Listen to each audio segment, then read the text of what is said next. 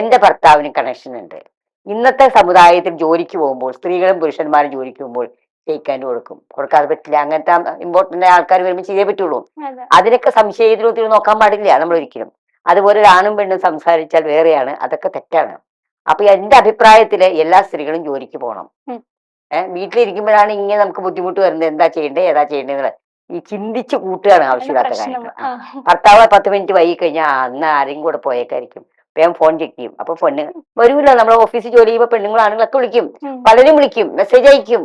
ഇപ്പൊ ചിലപ്പോ നമ്മുടെ അക്കൗണ്ട്സിന്റെ സെക്ഷനിൽ ഇരിക്കുന്ന ഹെഡ് ആവുന്നെങ്കിൽ താഴെ ആൾക്കാർ ചോദിക്കും ഇതിന് ടാലി ആവുന്നില്ല, എന്താ ചെയ്യുക? ഈ ടാലി ഇല്ലാത്ത പ്രശ്നമാണ് അക്കൗണ്ട്സില്.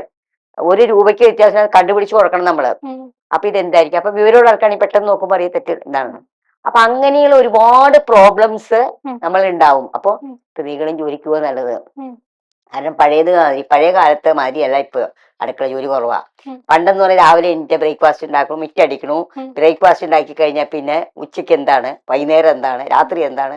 ഇതിപ്പോ അതൊന്നുമില്ല. 1 മണിക്കൂർ കൊണ്ട് എല്ലാ പരിപാടിയും കഴിയും അല്ലേ?